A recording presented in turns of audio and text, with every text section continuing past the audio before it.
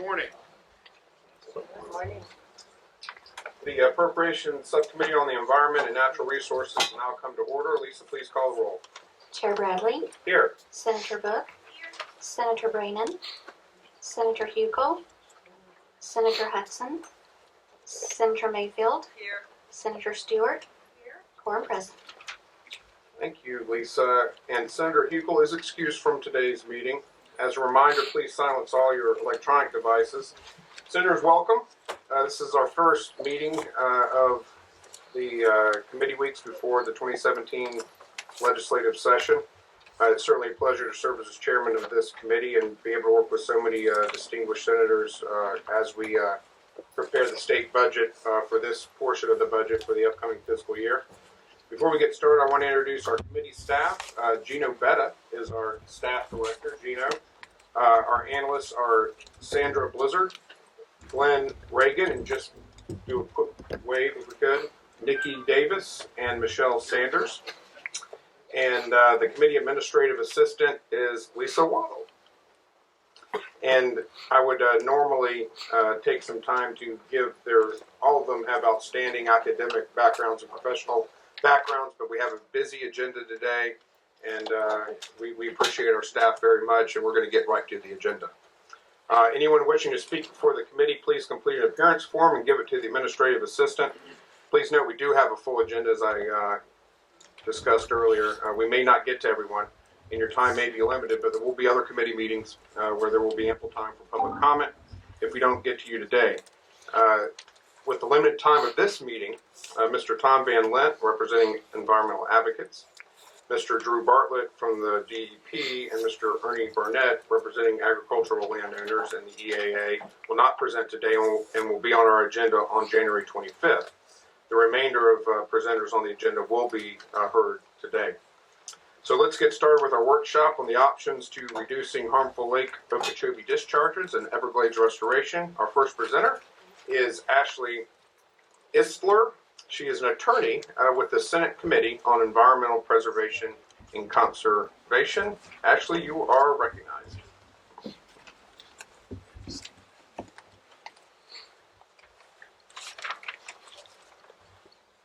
Good morning, Chairman and committee members. As mentioned, my name is Ashley Isler, and I'm a staff attorney for the Environmental Preservation and Conservation Committee. And I will be providing a brief overview of the Lake Okeechobee discharges. The Central and Southern Florida Project completely modified the hydrological flow of the greater Everglades system. Historically, the water flowed in a slow-moving sheet south from the Lucie River basin to Lake Okeechobee, as you can see depicted in the picture to the right, to the left. When the lake would get too high, the water would simply spill over the southern rim of the lake and flow south to the Everglades and towards Florida Bay. The system was drained and modified for flood control and land development, and now the water flows more quickly into the lake and is prevented from free-flowing south by the Herbert Hoover Dike. The dike, along with the network of canals, has drastically altered how and at what rate water flows through the system. How the system is now designed, the lake fills up much faster than it can drain, and it primarily can only drain through two outlet capacities, to the west to the Caloosahatchee estuary and to the east to the St. Lucie estuary. The outlet capacity is about 86% to the east and west and only 14% south. This design has had unintended consequences, including extreme fluctuations in high and low water levels in the lake, and extreme fluctuations between too much and too little freshwater being discharged to the coastal estuaries, and also unsuitable freshwater flows to the Florida Bay and the Biscayne Bay. During the previous dry season, South Florida received a record amount of rainfall.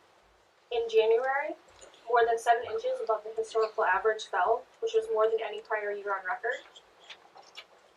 Due to concerns regarding the structural integrity of the Herbert Hoover Dike, the United States Army Corps of Engineers adjusted the lake's regulation schedule back in 2008, with the primary goal of maintaining the lake between 12.5 and 15.5 feet. As you can see here, because of the heavy rainfall, the lake's level quickly began to rise, and by the beginning of February, the lake was above 16 feet. To reduce the lake's level, the Corps began the high-volume discharges, up to 1.2 billion gallons per day to the east and up to 2.6 billion gallons a day to the west. The freshwater discharges turn the water into a black murky color. Here you can see just how far the freshwater plume extended into the Atlantic Ocean. The freshwater is the deeper water. And here you can see how far it extended into the Gulf of Mexico. At such levels and duration, the freshwater discharges lower the salinity conditions in the estuary. They cause an accumulation of muck-like sediments, which both lead to a loss of seagrass habitat and a decline in oyster populations. In February, the governor declared a state of emergency in Martin, St. Lucie, and Lee counties due to the extensive environmental harm to the wildlife and the aquatic ecosystems, as well as interference with the health, safety, and welfare of the residents. Here you can see the significant drop in salinity after the discharges began in the St. Lucie estuary. And you can see a similar drop in the Caloosahatchee estuary. The low salinity conditions effectively resulted in a failed oyster spawning season in the St. Lucie estuary this past May. As you can see, the red line, which represents the salinity conditions, plummet in the 2016 spring spawning season, and then consequently the failed spat recruitment in May, which is depicted by the small orange bar on the right. As you can also see, the oyster populations were rebounding in the estuary. In 2015, the recruitment was very high. This was due to extensive restoration efforts that had taken place and more balanced salinity levels. The 2016 discharge event lasted for 280 days and released approximately 725 billion gallons of fresh water from the lake alone into the coastal estuaries. While the impacts to the oyster populations was one of the first effects of the freshwater discharges, the major impact of last year's discharge event was the algae bloom. In May of 2016, an algae bloom developed in Lake Okeechobee and covered nearly 33 square miles. This picture was actually taken from space and depicts just how extensive the bloom's coverage was. As the discharges continued east and west, the bloom was monitored and tracked through the system. Here you can see the bloom in the St. Lucie River. And then here it is at the S80 structure. This goes into the St. Lucie estuary. And then you can see the bloom's coverage on the coastline in the St. Lucie estuary. The bloom resulted in a thick blue-green toxic slime that covered the waterways. At the end of June, a state of emergency was again declared in Martin, St. Lucie, and additionally Palm Beach and Lee counties. These pictures taken at Central Marine in Martin County depict how extensive the coverage was. While algae blooms do not always produce toxins that are harmful to humans, pets, and wildlife, this bloom did. According to the World Health Organization, levels under 10 micrograms per liter represent a low-level risk for adverse health effects for short-term recreational exposure. As you can see, samples tested positive for levels well above that threshold. On June 22nd, samples at Dyer Point Canal tested at 57 micrograms per liter, and at Southeast Harbor Point, 80.3 micrograms per liter.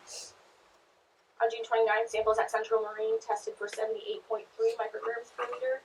And in Lee County, samples taken at the Elva boat ramp on May 24th tested at 27.3 micrograms per liter. Health advisories were issued and waterways were closed. This bloom was unprecedented because it affected beaches. Usually the high salinity levels in the ocean kill off the freshwater algae and curtail a bloom. But as you can see, the freshwater plume carried the algae far off the coast. And on June 26th, lifeguards spotted the bloom off Bathtub Reef Beach.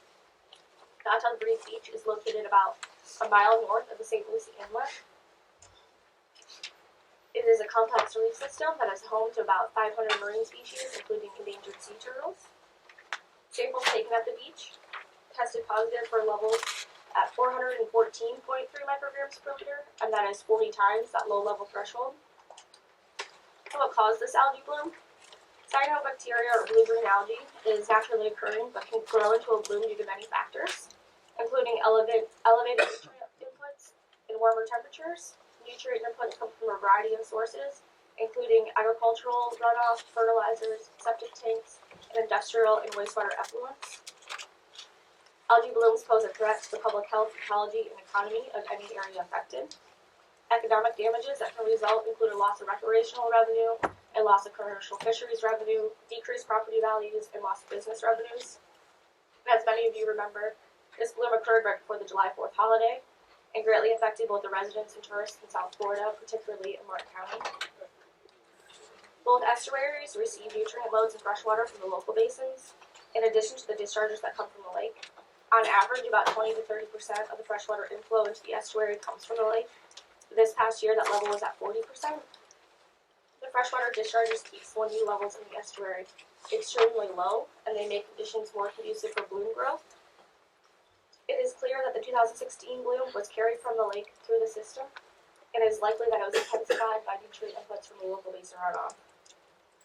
This presentation has focused on the effects that high water events have on the current system. However, the system also provides constraints during low water events. For example, because of a localized drought in 2014 and 15, the freshwater discharges into Florida Bay were also extremely low, and the high salinity levels, in conjunction with extreme warm temperatures, produced a substantial collapse in the seagrass ecosystem in the summer and fall of 2015. The lack of fresh water during periods of drought is also a concern for the health of the Everglades. The 2015 seagrass dive event and the 2016 algae bloom both highlight the need for additional storage and conveyance capacity within the system to sustain the unpredictability between extreme high and low water conditions.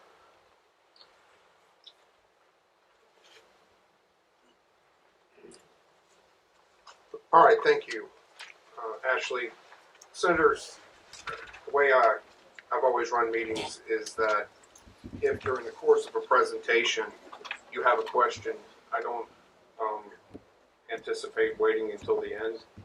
If something comes to mind and you think it's important enough to bring to the committee's attention, or you need some information to help you make your decisions, then go ahead and get my attention, and we will stop the speaker, and we will then, you can engage in a colloquy with the presenter, and you do not have to, once the colloquy begins, you do not have to go through the chair for every question and answer. I don't like to interrupt the flow when you are going back and forth with the presenters. Now, that all being said, I have a timer here, and I'm going to be very diligent in making sure that we keep on time so that we receive all the information that we need to receive. There's going to be a series of presentations today, and I think that it's necessarily some of the presenters will be repeating information. I just ask the presenters who are listening to the folks that come in front of them that they be mindful of the fact that if you're about to say something that we've heard before, unless it's for emphasis, go ahead and keep in mind that we've heard that, and that I think that because we're on a short time schedule, if you would just be mindful of that. I'm not telling you how to make your presentation, but I do ask that you be mindful of not repeating the same things over and over again. My anticipation with Ashley's presentation is that was just an overview. Let's move on to the other presenters, and then if you have a question during the course of these presentations, get my attention and we'll go from there. All right? Thank you for your presentation. All right, we're going to ask Dr. Wendy Graham to come forward. Keep everybody on their toes. Yeah. Everyone knows who's next. No one knows. Okay. All right. Dr. Graham from the University of, or Director of the University of Florida Water Institute, thank you for being here today. And if you could just do a brief background on your education and professional expertise, and then why it is that you found yourself leading this team that prepared this report, and then we can get to the report. Thank you. Okay. My name is Wendy Graham. I'm a faculty member at the University of Florida and director of the University of Florida Water Institute, which is an interdisciplinary institute intended to look at water issues from a holistic, multidisciplinary perspective. I personally have a PhD in environmental engineering from the Massachusetts Institute of Technology. My bachelor's degree is in environmental engineering from the University of Florida. I'm a hydrologic modeler. And how we came to do this study was in 2014, Senator Negron called and asked if the UF Water Institute could do a technical review of all the various plans and projects that had been conducted that were intended to reduce high-volume freshwater flows to the St. Lucie and the Caloosahatchee estuaries and move more water from the lake south toward the Everglades.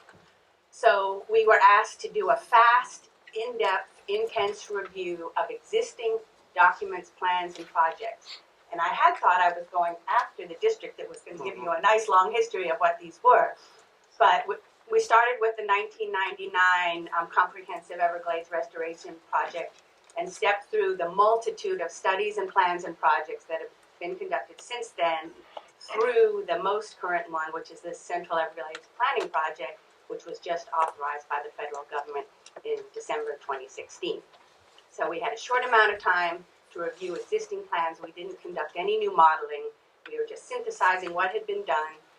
We were asked to identify constraints to implementing the existing plans and projects and options for accelerating both the protection of the estuaries and the restoration of the Everglades. And we put together a team of 6 interdisciplinary experts. I have their names at the back of the presentation, but it was me, a hydrologist, and a modeler. We had limnologists, aquatic ecologists, terrestrial ecologists, lawyers, and a biogeochemist. So basically, after looking at all these plans and projects, we acknowledge this is a very complicated system with extremely stringent environmental standards and lots of competing interests. There's no short-term, easy solution, no magic silver bullet, but that relief to the estuaries and the ability to move water south to the Everglades can be accomplished with the science and engineering we know now. And the solution is enormous increases in storage and treatment of water, and that storage north of the lake, south of the lake, east of the lake, west of the lake, and in the lake. I'll talk a little bit about the currently authorized storage and treatment projects, but everything that's authorized now, including what was just authorized by the federal government in December, is insufficient to achieve the restoration goals. And so the path forward just requires significant, consistent, long-term investment in the infrastructure, trying to get rid of the fits and starts that have happened since this all began. Well, it didn't begin in 1999, but the first Everglades restoration plan.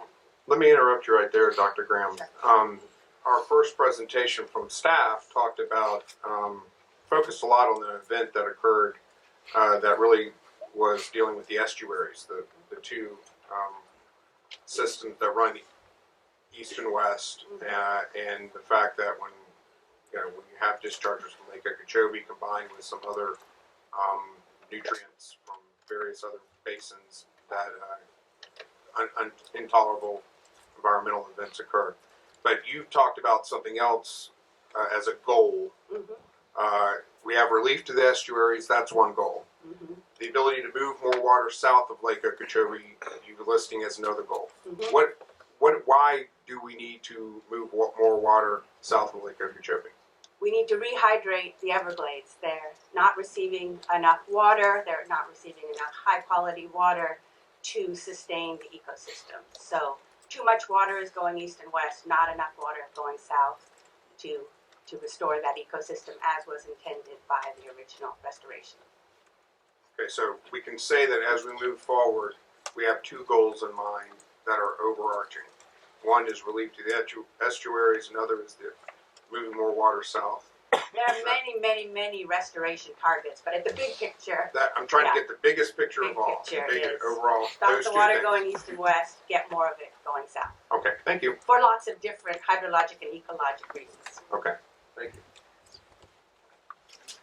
So I said enormous amounts of storage, and so what is enormous, and what did we find when we synthesized these documents? Basically, from the original planning document, the Northern Everglades and Estuaries Protection Plan, the River of Grass analysis, the SEP analysis, if we put those all together, basically what we found was approximately 200,000 acre-feet of storage is needed in the St. Lucie estuary. And I don't know if acre-feet mean anything to you guys. I did talk to one committee a couple of years ago, and at the end they just asked me, what is a kilogram per hectare? So I'm going to stop right there and say acre-foot. Basically, if you need 200,000 acre-feet, if you have an acre-feet of land, you want to pile the water up 200,000 feet high. If you have 200,000 acres, you can put it 1 foot high. If you want your typical 5-foot reservoir, you need 50,000 acres. So basically, an acre of land with a foot of water on top of it. So we need 200,000 in the St. Lucie estuary, and right now, about a 50,000 acre foot reservoir is currently under construction. That's the C44 reservoir. In the Caloosahatchee estuary, about 400,000 acre feet of storage are needed, and right now, 170,000 acre feet, the C43 reservoir, is currently under construction. North and south of the lake, there's lots of different estimates from various different reports, but roughly 1 million acre feet are needed, and that can be distributed and must be distributed both north and south of the lake. As of right now, only 172,000 acre feet are either under construction in the Restoration Strategies project. I think that's about 116,000 acres, and then another 56,000 acre feet, are planned in the Central Everglades Protection Project that was just authorized. So everything on the books so far, including Restoration Strategies and SEP, is 172,000 acre feet, and that is all south of the lake. And one thing to keep in mind is Ashley mentioned that the lake regulation schedule had been revised in 2008 because of concerns about the dike. Just a little note here that 1 foot of water in Lake Okeechobee adds about 450,000 acre feet of storage. And so just to give you a little bit of perspective on that. So with the Lake Okeechobee regulation schedule that was established in 2008, about 1 foot of storage was lost on the lake. So roughly 500,000 acre feet of storage was lost, and now the Herbert Hoover Dike restoration is going on. That's another possibility that more storage would be possible within the lake. Okay, so I said 1 million acre feet north and south of the lake, and I'm an engineer, so I love this graph, and I'm going to spend a little bit of time on it. So basically, these two graphs show how well restoration targets are achieved depending on whether you put storage north of the lake or south of the lake. And these results were based on the best modeling or the latest modeling available to us, which was a 2009 report that the South Florida Water Management District published using their RESOP screening model. So this is a reservoir sizing and operations model, a screening level model. It's been peer reviewed. And basically what these graphs are synthesis of hundreds of thousands of options of north and lake storage, each one optimized to get maximum performance out of the storage that's in that scenario. So if you look at the graph on the left, that target is reducing lake-triggered high discharges to the northern estuary. So that's the goal here. And along the x-axis is deep storage constructed south of the lake. On the y-axis is deep storage constructed north of the lake. And these black lines, for example, oops, sorry. I thought I was going to have a pointer, but I see you're all looking at different places.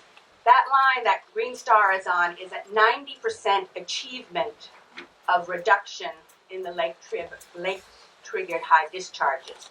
So if you can see that, it's a little bit hard to see, but 0.75 million acre feet, 750,000 acre feet of storage north of the lake, and about 300 acre feet of storage. So here's 7.75, 750,000 acre feet north of the lake, about 300,000 acre feet south of the lake, achieves 90% reduction in high discharges from the lake to the estuaries. Anywhere along that line will achieve 90% reduction. So another possibility is 300,000 north of the lake. 300,000 north of the lake and about 680,000 south of the lake. So basically, if you follow that line, you can pick off any combination of north and south storage that would achieve 90% reduction. The plot on the other side is the goal of rehydrating the Everglades. And this particular performance metric is the percent of dry season Everglades demand that was delivered. So similarly, if you look at the same kinds of storage, 750,000 acre feet, try to touch this without making the next one go. North of the lake and 300,000 south of the lake. That achieves 90% of your dry season demand. 300,000 feet north of the lake, about 680,000 feet south of the lake, that'll also achieve it. So there's various combinations. One thing to keep in mind is when we store this water north of the lake, it needs to be treated in order to get it to the Everglades. Storage south of the lake also requires treatment as well as conveyance to get it from the storage into the Everglades in the distributed manner that it's needed. So these storage capacities require treatment, and south of the lake they also require conveyance. So where are we now after SEP? So after all of those projects that I showed, the C44, C43, restoration strategies, and SEP that was just authorized in December, we get to the red star on the graph. So that's about 170,000 acre-feet of storage south of the lake. That's why the red star is on that set. There's zero storage north of the lake. And we get a little less than 55% reduction of our high discharges to the estuaries and a little less than 75% reduction, 75% achievement of the dry season demands. So that's where we are now. All the projects that are currently planned, under construction, projected completion in 2030, we get to the red star.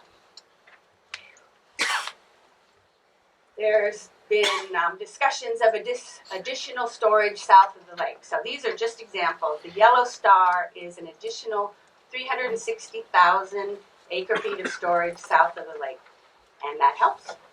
You get up to about 65% reduction in the lake-triggered discharges and about somewhere between 80 and 85% achievement of the dry season demand.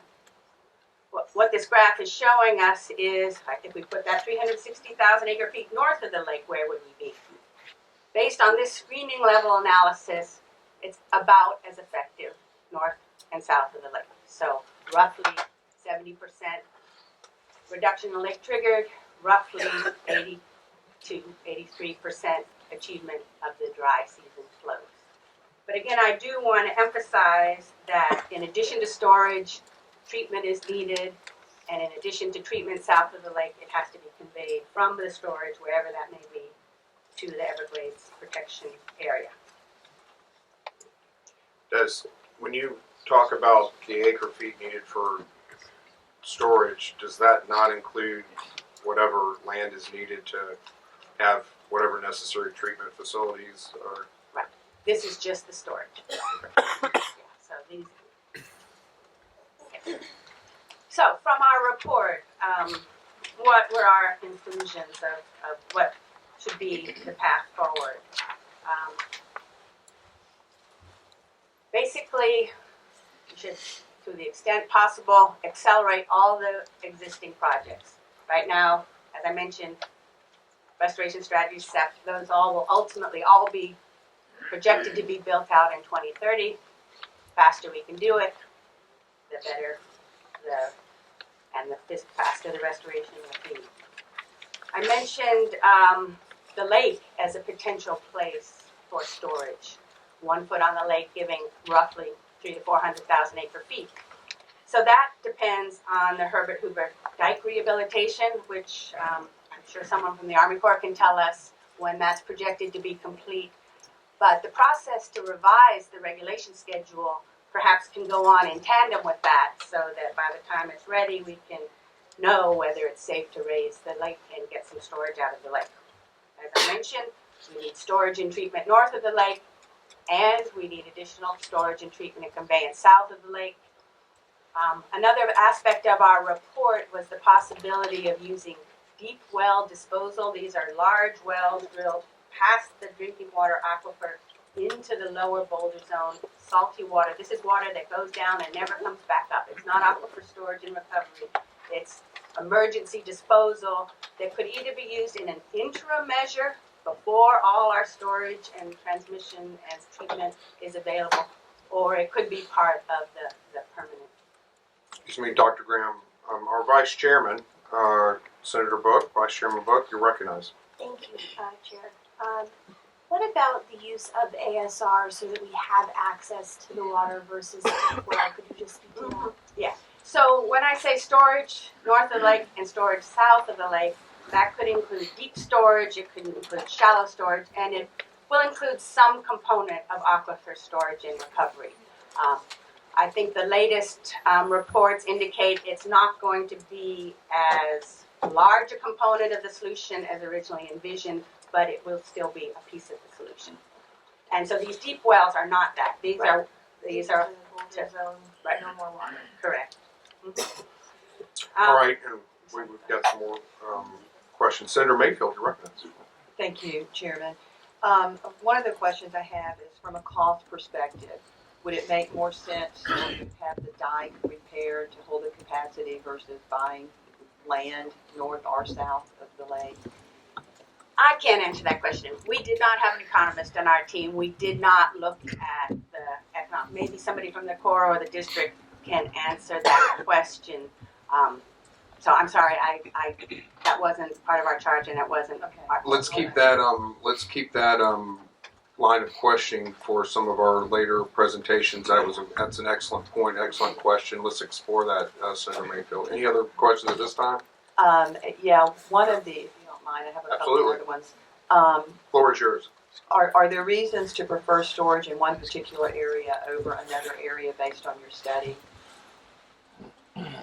As I mentioned, there's all kinds of restoration targets, and different restoration targets have different benefits depending on whether the storage is north or south. And so if you look at these two graphs, the one on the left, the estuary discharge, those lines are sort of at 45-degree angle going this way. If you want to protect the estuaries, it's pretty equal north or south of the lake. For rehydrating the Everglades, you can see those lines turn kind of vertical on the right. You can't achieve the Everglades restoration only with storage north of the lake. Like if you look at this 90% line, if you follow that green star up to the top, you could have 1.35 million acre feet of storage north of the lake, but you still need about 300,000 south of the lake. And these are just two of the many performance targets. So it's buying, if you don't mind, so buying land south of the lake is more for restoration of the Everglades. It's not going to, how is that going to help with the discharge? it will help. Storage either north or south of the lake will help with the high discharge to the estuaries. We need both.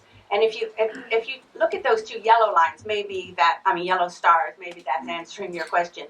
The yellow star on the bottom is where you get to if you put the next 360,000 south of the lake.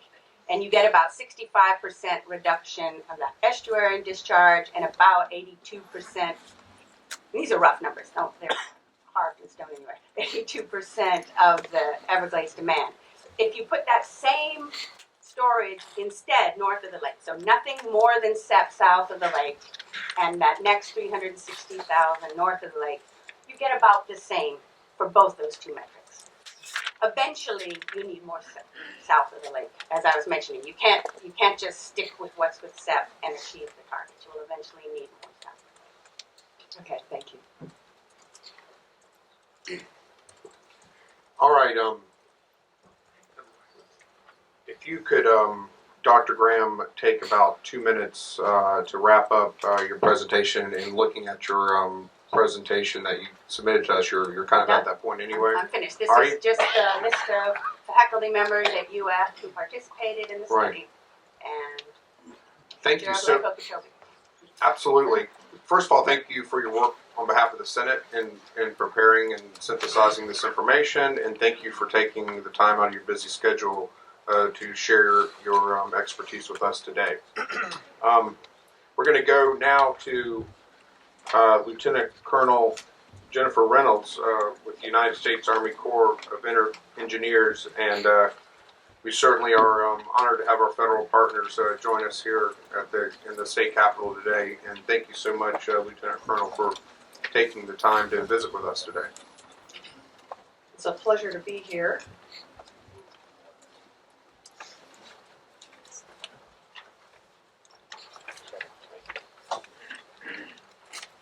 Chairman and Senators. It's really an honor to have the opportunity to be here with you today.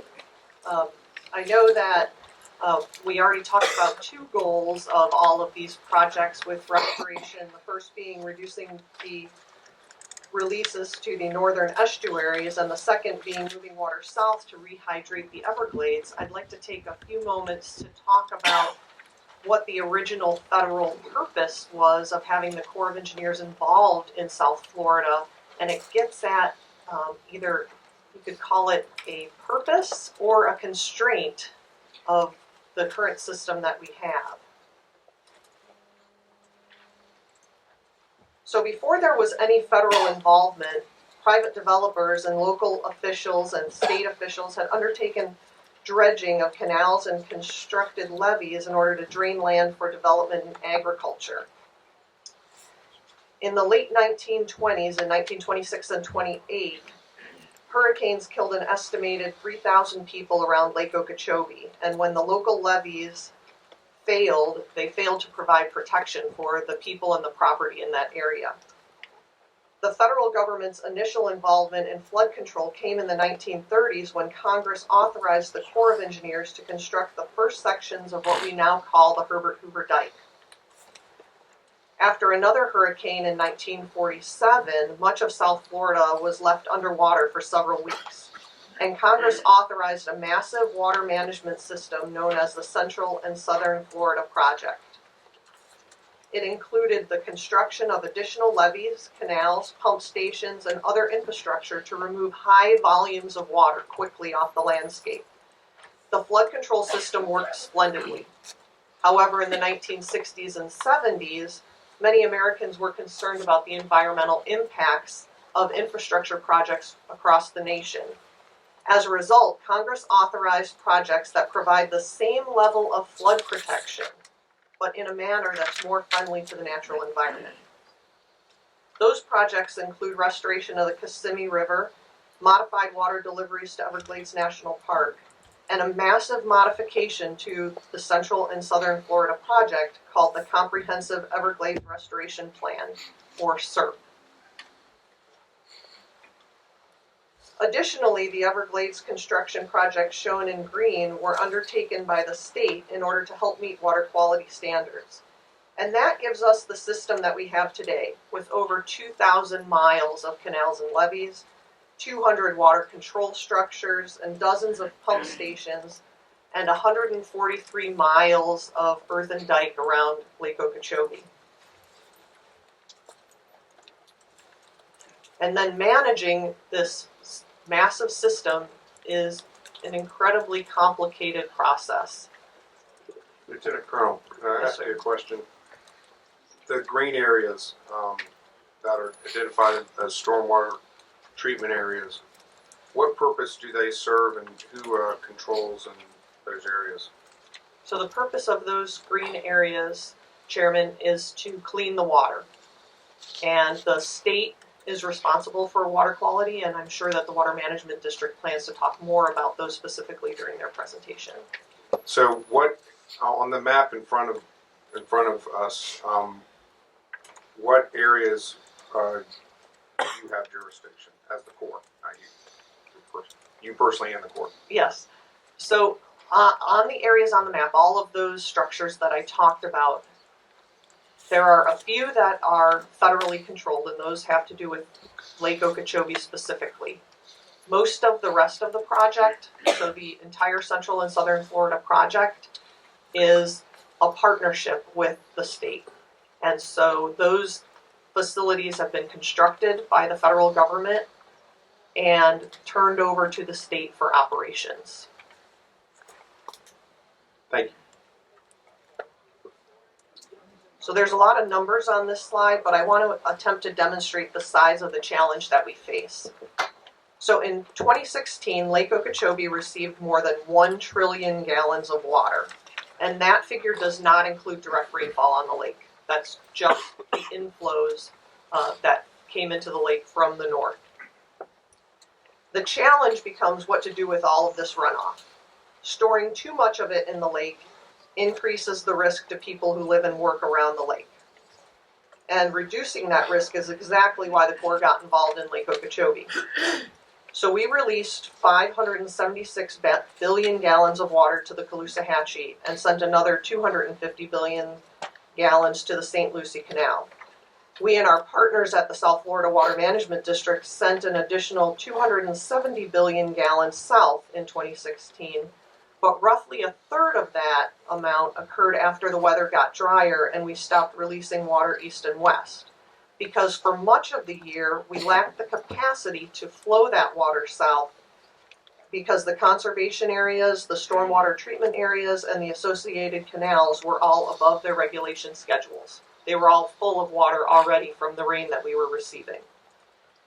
You've heard that water comes into the lake at a rate much higher than how we can outflow it. So let me give you a couple of examples. In August of 2008, for example, Tropical Storm Faye dumped about, let me give you lake levels. In August of 2008, we had not released any water to the estuaries since 2006. That had been the last time we had released water to the estuaries was April of 2006.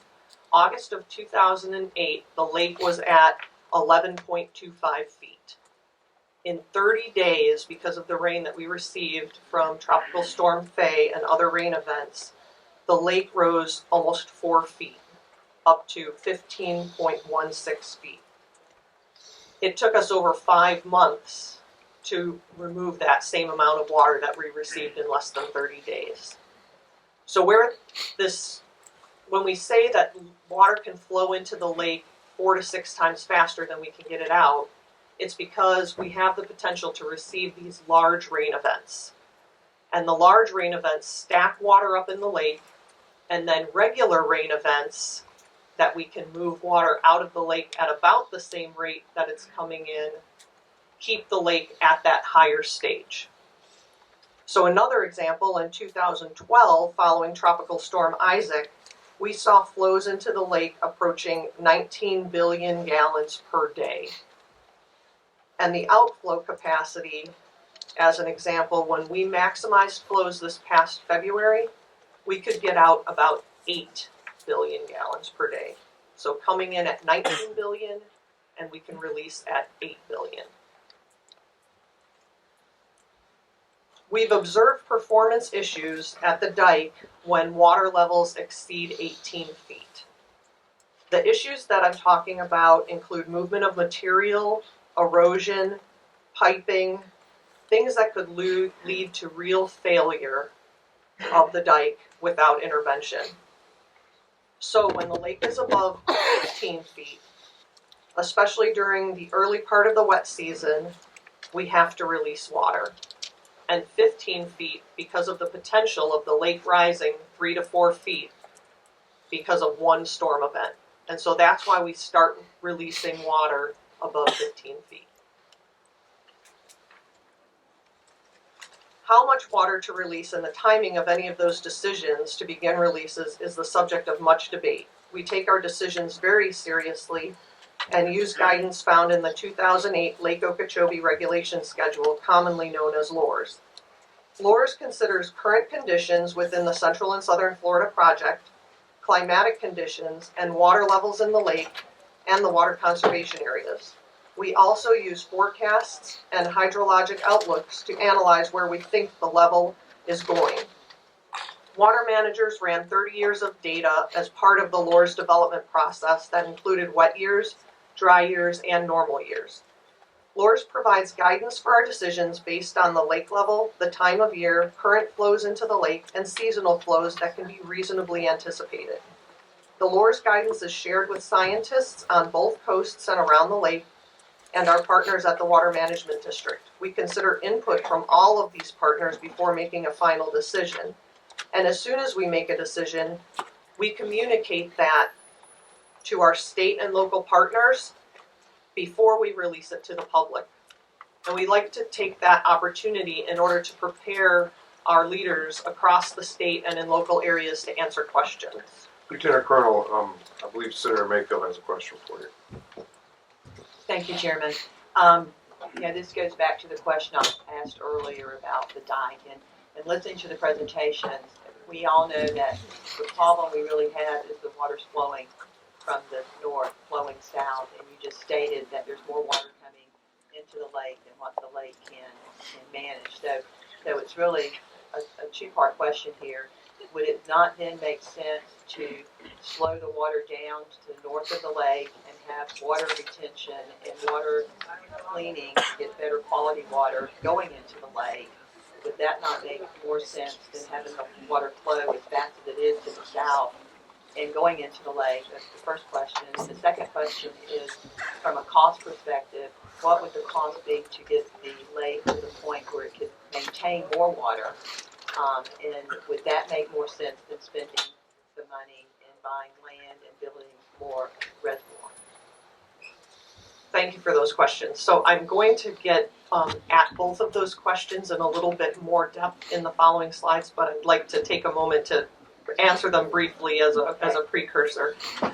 So first, the extensive studies, as Dr. Graham talked about, everything tells us that we need storage north, south, east, and west of the lake in order to achieve all of the purposes of these systems and of the projects.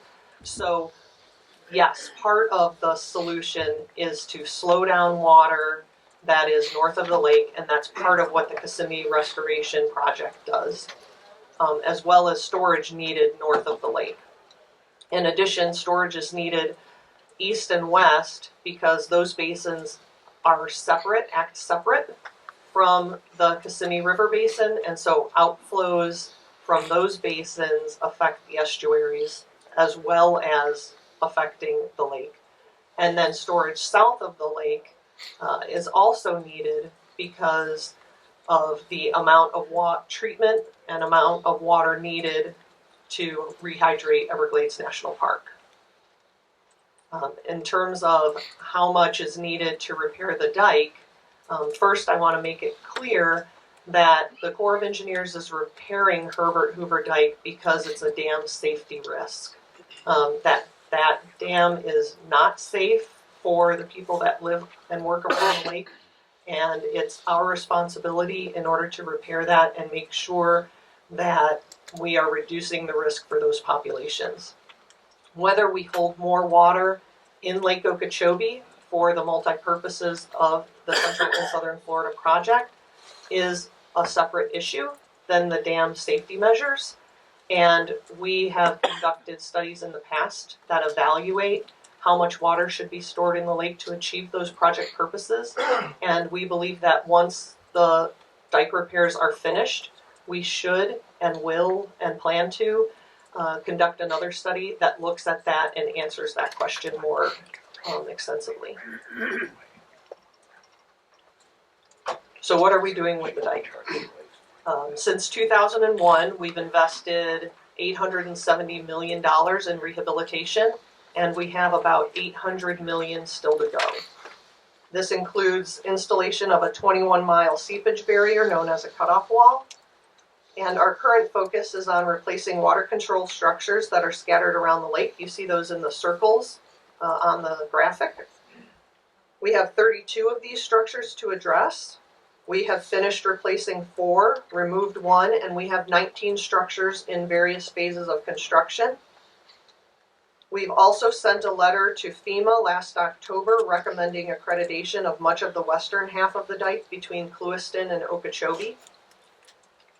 Our future rehabilitation efforts include installation of 35 miles of additional cutoff wall, construction of flood wall at 2 locations on the north side of the lake, replacement of 5 additional water control structures, and sealing off to better abandon 3 structures that are no longer in use. It also includes embankment armoring at a bridge on State Route 78.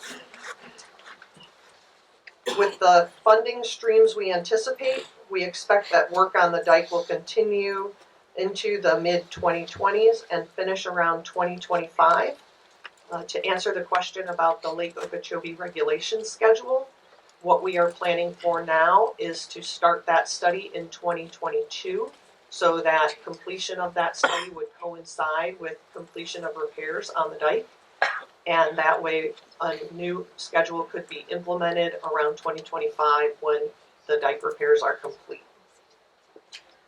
The federal government has dam classifications, and this dike, the Herbert Hoover Dike, is placed among the highest priorities in the Corps' portfolio of over 700 dams across the nation. And of the funding, the national funding for the Corps on those 700 dams, the Herbert Hoover Dike receives approximately 25% of the Corps' national funding. So it's a very high priority for the federal government and for the Corps to complete this project. Lieutenant Colonel, I'm going to recognize Senator Mayfield for another question or questions. Go ahead. Another question would be, you had a state partner in helping to repair it to help solve our problem. Would that speed up the process of completing it and doing a share funding if the money was available? Would that help do that? So the Herbert Hoover Dike as a dam modification, dam safety project is 100% federal funded, and I'm not aware of a mechanism that we would currently have in place to accept state funding for that. So right now it is a 100% federally funded project. Okay. And what can you? I know it's 25% of the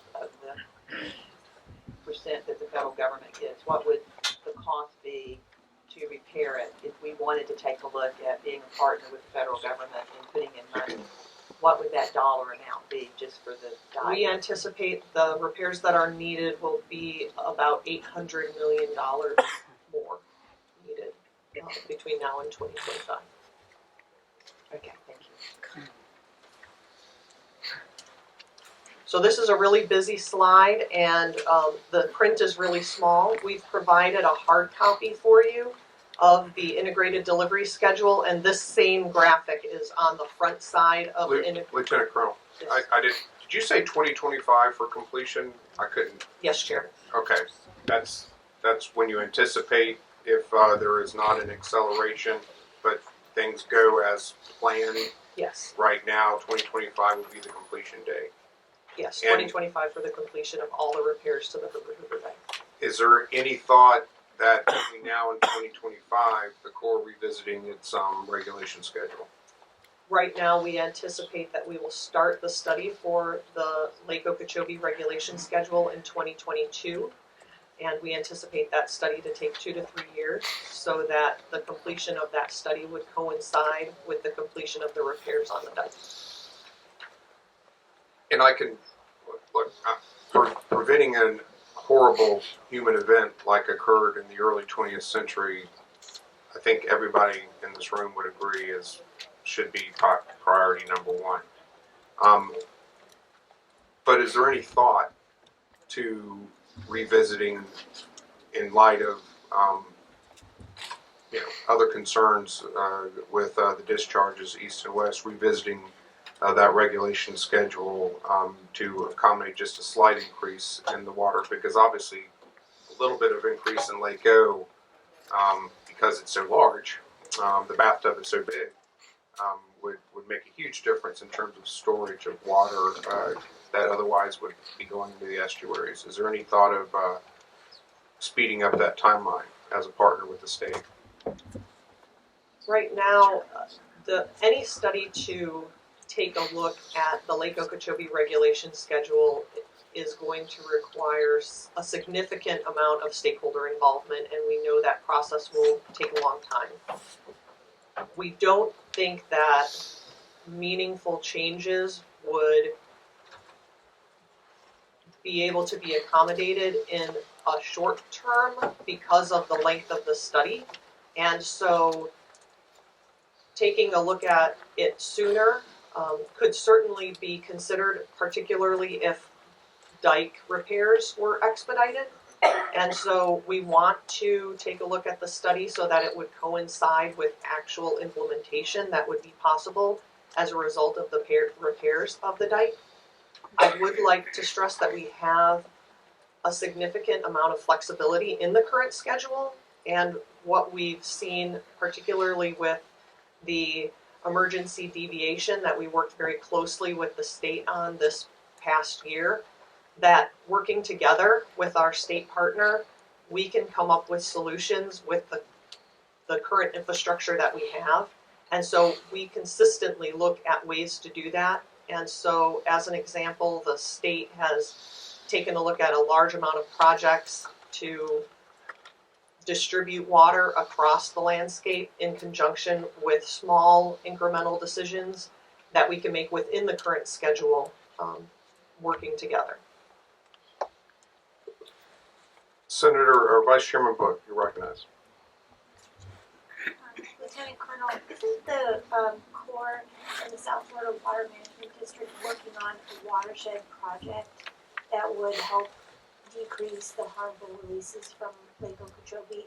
And if that is the case, what are the anticipated benefits of it? So I think the project that you are talking about is the current Lake Okeechobee watershed study. And this is a new study that we started in 2016. Specifically, this looks at storage opportunities north of Lake Okeechobee. And as we've mentioned several times, we feel strongly that storage is needed north, south, east, and west of the lake. This is the study that takes a look at that increment, and we anticipate that a full array of our alternatives is being developed and will be available in about a year from now. But that is a public process, and we can we look forward to people being involved in that public process as we develop really what the alternatives would be. But the benefits are to help reduce the discharges to the northern estuary, as well as slow down inflows to Lake Okeechobee, provide opportunities for multiple purposes, multi-uses of the water, provide flood protection, and also make some water available for the natural environment. Senator Mayfield, you're recognized. Yeah, just as a follow-up on some of the other, just to clarify. So currently, the integrated delivery system would begin the planning for the south of lake storage in 2021. Yes. Is that correct? So if you had a state partner in funding, would it be possible to move up the planning for the reservoir project from 2021 date that it's slated for now? If you had the state partner, would it be possible to do that? If we had a state partner with funding available on both the state and federal sides, we could look at moving up the EAA storage project, as well as expediting any of the projects on the integrated delivery schedule. Okay, thank you. All right. Thank you for, we're not done with your presentation, but we appreciate you accommodating our questions during the course of your presentation. I know sometimes that can be a lot of things coming at you at once, but you've been wonderful. And it looks like we've got about 3 minutes that we've allocated for your time. If you think that, Lieutenant Colonel, that there's more time that you would be required, that would be fine, but I just want to kind of give you the big picture, maybe 5 minutes at max, if that works for you. Thank you, Chairman. Yes, thank you. So this is, again, a really busy slide, but really what I just wanted to convey that the Corps has numerous projects that make the water management system in South Florida more environmentally friendly. We're able to execute these projects because of our strong relationship that we enjoy with our state partners at the South Florida Water Management District. And in addition to these projects that are identified, the Corps in its regulatory capacity continues to work with the state on reviewing permit applications for dispersed water projects. I really want to leave you today with some photos that illustrate our success of some of the restoration work we've already completed. Through our joint partnership, work on the Kissimmee River is more than 80% complete. You can see the restored portion of the river. The only thing that would make this picture better would be if it were a little bit closer in and you could see the results that we're seeing on the ground, which is a 5-fold increase of wading bird populations and an almost doubling of native fish populations in the Kissimmee River basin. When it's finished, more than 40 miles of the historic river will be restored. Also in Picayune Strand, this shows 2 of the pump stations that are being built as part of the Picayune Strand Restoration Project east of Naples. There are 3 pump stations in total. On the picture of the rehydration of the wetlands, you can see some of the wetland restoration that's taking place. It looks like it's just a trapezoidal figure there, but you can see if you look closely, there's some white blocks on the edges of that water. Those are overflow weirs, and so the water that's in the trapezoid that you can see easily actually flows out of that into the wetlands beyond. And this project restores vital habitat in the conservation corridor, and that includes critical panther habitat. In closing, I just want to thank you for the opportunity to be here today. Our partnership and momentum remains strong, and I believe the coming years will be very exciting as some of the projects currently under construction come online. As we start construction on other projects and finish planning reports for additional projects like the Lake Okeechobee Watershed Study. We fully recognize the importance of this work, and I want to give you every assurance that we are moving forward on these efforts as quickly as possible. Thank you again for your support, and I'm happy to answer any additional questions. I have just one more question before you go. Absolutely, you're recognized, Senator Mayfield, and then if there's any other senators on the committee, the Lieutenant Colonel's available for questions. Go ahead. Thank you, Lieutenant Colonel. When St. Martin County had the blue algae just this past year, I went down there with Senator Rubio and Representative Harrell and Senator Negron, and we looked at it. What I was told too was that Lake Okeechobee had the blue algae on the lake at the time the discharge was done. When we were talking about regulations, is there anything within your regulations that state if there's harmful algae in the lake that the discharge would not take place because you knowingly knew that with the algae in there, if you released it, it was going to get into estuary? So from a regulatory standpoint, is there any discussion with the locals that this is going to happen, or any discussion of not doing it at that point? That's a great question, and we got that question a lot this past summer. So what we saw from where we were looking at it in really constant coordination with state and federal agencies is we saw blue-green algae developing not just in Lake Okeechobee but in other places really across the state of Florida. And so what we had to look at was, would the discharges, would not discharging prevent the blue-green algae? Would it compound the blue-green algae? Would it make the blue-green algae better? And what we've seen in past experiences with blue-green algae, because this is not the first time we've had this phenomenon in the state, is sometimes the discharges help break up the algae. Sometimes the discharges make the algae much worse, and we don't have clear cause and effect relationship between what's going on. This past summer, the blue-green algae was extensive and really a horrible part of our decision making, in the sense that there were no good decisions to be made because there was blue-green algae that was just extensive. We don't have any regulations that I'm aware of that specifically look at those types of situations. And so our decision was based on not wanting to compound the blue-green algae problem with a public health and safety risk of also putting the dam at greater risk of failure. And so that was the difficult decision that we had to make, was to make some releases in order to make sure that we kept the people and property around Lake Okeechobee within tolerable risk because of the dike. Follow up just real quick. I think the economic impact on those communities were probably a large number, and I would hope that in the future the Corps would take a look at that impact, because the people in that community were devastated. And so there's a lot more, I think, that needs to go into your calculation of whether to release or not, to see what that effect is going to be. I'm assuming you guys toured and went down there yourself afterwards to see the effect and saw it. We did. Colonel Kirk made several trips, and our commanding general from Atlanta, Brigadier General Dave Turner, also made a trip to the East Coast this past summer.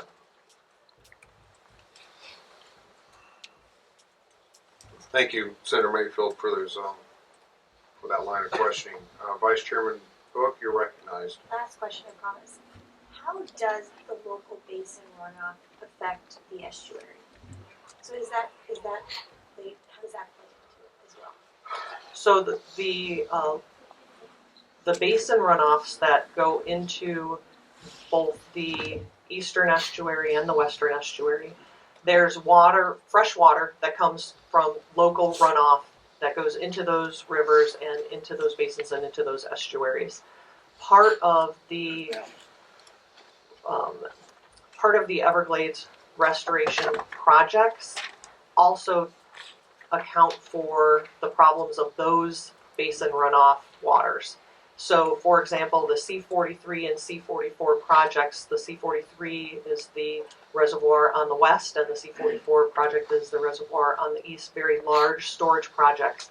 Those projects are designed to collect the basin runoff, not specifically to capture water from Lake Okeechobee, although they are dynamic storage and can take water as space is available from either location. Lieutenant Colonel, thank you so much for your time today.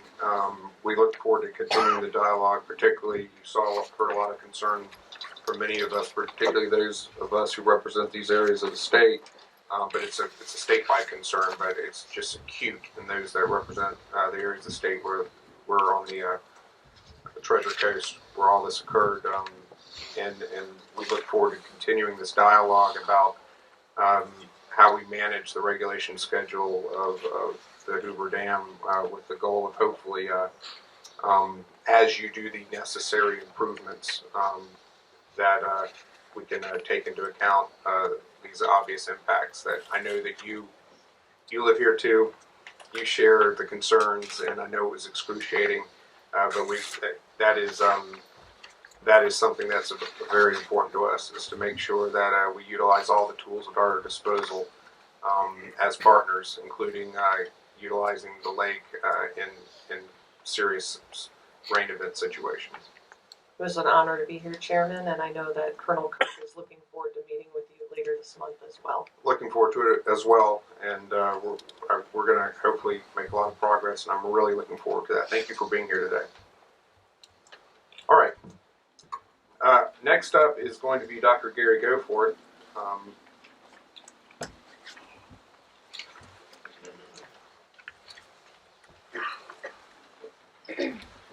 Hi, Dr. Goforth. Good morning. How are you? I'm great. How are you? Wonderful. Am I in control to? That's above my pay grade. Let's see. My presentation come up on the screen?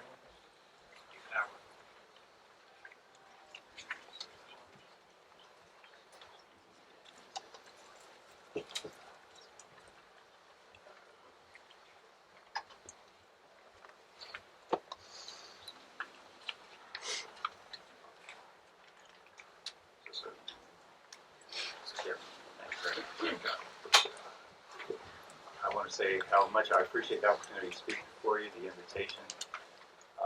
By way of background, I have a PhD in environmental engineering from the University of Florida. It's been a distinct pleasure in my career to have had the opportunity to work for several state agencies, Water Management District for almost 20 years, Corps of Engineers, had great exposure with the Army Corps of Engineers. I'm currently in private practice, although my wife is trying to convince me to just retire altogether. And so I do want to say at the outset, I am not funded by any interest group at all. I'm not a member of any environmental organization. All the work I've been doing on the estuaries for the last 3 years has been entirely pro bono. I am a member of the board of directors of the Florida Oceanographic Society. The mission of the society is to instill stewardship in Florida's coastal environment. Beyond that, I'm here as a grandfather concerned about preserving this beautiful state for my children and grandchildren. We've talked about the St. Lucie estuary, some impacts. Caloosahatchee has also had the toxic algae bloom. The photograph on the left-hand side of the screen is in Caloosahatchee River. The right-hand photograph upper right is indeed the beach that your staff mentioned was receiving the algae. And as far as I know, there's no color filters been applied to this photograph. That's bright green water. I had a picture of a manatee and the algae, but it came out looking like just a gray log. So I thought a duck would be more noticeable. And of course, we have a lot of folks that utilize the resources that are being affected as well. The discussion point I'd like to convey and discuss with you have been stressed earlier speakers, but I want to emphasize the economics.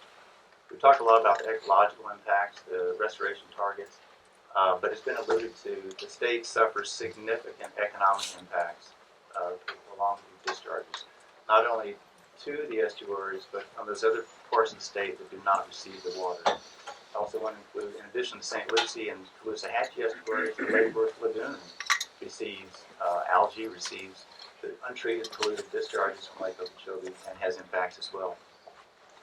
My opinion, and this is my opinion based on almost 30 years of working in this field, is that the single most important project that the Senate can support and accelerate is the completion of the EAA storage reservoir. And as we'll talk about a little bit later, this project is not a new project. It has been in the works for probably 60 years. It's had several fits and starts and stops, and but in my opinion, the single most important project that this esteemed body can accelerate is the EAA storage reservoir. And it's been alluded to by Dr. Graham, multiple combinations of storage, location, size, area, can all achieve the storage and flow targets that we've talked about and help minimize the economic impacts.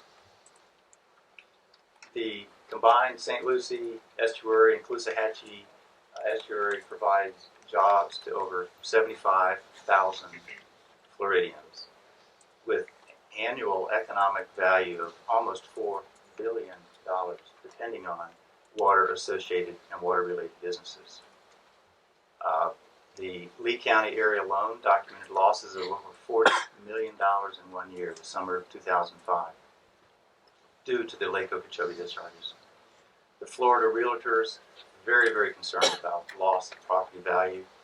They recently came out with a report documenting almost $1 billion loss in market value due to Lake Okeechobee discharges. We've heard a little bit about the ecological impacts. I've worn my sea turtle tie to point out that these are real impacts not only to the economy but to the environment. The loss of habitat in the St. Lucie estuary has been devastating. It's just almost impossible to find seagrass. And seagrass are really the fundamental habitat for so many nursery fishes and turtles and others. And in addition to the nutrients that we hear about, the St. Lucie and the Caloosahatchee receives literally millions of pounds of sediment, organic muck, that turned once clear 15-foot deep rivers at Stewart into simply holding ponds for muck. The annual discharges, the average annual discharges to the estuaries is roughly 240 billion gallons of water per year. That is the equivalent volume could satisfy the water supply demands of roughly 4.4 million people. I know that's important to every one of you in here. That's precious resources that are being wasted at the tide. And that was one of the fundamental premises of the SURF program. An estimate is roughly to replace this water would cost on the average about $850 million per year. So the economies are real. In addition to the nutrient loads, which are just staggering to an estuarine community. In 2016, the estuary suffered roughly 3 times the average annual depositions of nutrients. There has been some red herrings discussing septic tanks. I say red herrings in the sense that it's kind of distracted the discussions, but estimates are less than 2% of nutrient loadings during last year came from septic tanks. Now, that doesn't mean that converting leaking septic tanks is not a great idea. It is, and I soundly support that. The image on the upper left is roughly 239 square miles of toxic, of blue-green algae. It wasn't toxic at this point. And I think the question from Senator Mayfield is absolutely critical. There has to be acknowledgement by the Corps of Engineers that release of this water is going to cause both economic and public health concerns. There is no doubt among those agencies that this happens, and it happens, and yet the discharges continue. The health impacts. Well, first of all, let me say that these toxic algae blooms only occur during years with high lake discharges. There are algae blooms, no question. Those occur quite frequently. But the toxic algae blooms occur only during years with high Lake Okeechobee discharges. They are linked to both acute health problems such as respiratory conditions, skin rashes, as well as chronic health problems. Studies are just beginning to make the connections and linkages between the toxic algae as well to long-term cognitive disabilities, Alzheimer's, Parkinson's, and Lou Gehrig's disease, known to cause death to cattle and pets. So these are real, both economic and health impacts. 2016 saw an unprecedented public response as well as media response. Rallies, thousands of people rallying to raise awareness and seek solutions. As every speaker before me has said, additional storage is needed in all regions. There's no one project, one silver bullet. No one is proposing that one single project is going to solve all problems. Additional storage is needed east of the lake, west, north, and south. And the science is clear, it's been consistent, and it really is unambiguous. Additional storage is needed south of the lake. We talked about some ongoing projects. It's my opinion that storage north of the lake is not as effective in reducing discharges to the estuary. And that is simply a function of reservoirs north of the lake will fill up. They only have, in essence, one place to go. That's back to Lake Okeechobee. Whereas a reservoir to the south has another outlet, and that is to the south, to replenish the flows to the Everglades, to the Gulf of Mexico, and Florida Bay. One specific example of this is in 2015. I give credit to the Water Management District. In 2015, they elected to slightly change their operation schedule and the way they send water south. They send it all year round. So instead of waiting until the lake was high or until there were crises, they distributed the water all year round. They sent an unprecedented volume of water south. Even though there were still extreme discharges to the estuaries, they made significant progress in moving water south. And we talk about storage. One thing I won't spend a lot of time as an engineer. I think it's important, though, to understand the difference between static storage, which in essence, if you have a 360,000 acre-foot reservoir, that's a static volume. It's basically an area times the depth of water. These systems are dynamic. And so in water year 2015, we had roughly 57,000 acres of shallow water. By filling and draining to the south, and they cycled it anywhere from 6 to 10 times during the course of that year, they created a dynamic volume of over 1.5 million acre feet. So even though they only had 57,000 acre feet to begin with, there was tremendous opportunity to move water south. That doesn't exist when you have a reservoir to the north. They're simply going to send it back to the lake. And so my opinion, and based on 30 years of working and reading the modeling, is that there is an advantage to storage south of the lake. Not to say that storage north is not needed.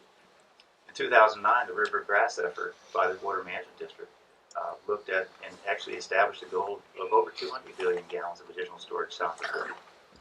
In 2014, the Central Everglades Planning Project Chief Report identified probably greater than 125 billion gallons is needed. 2015, as Dr.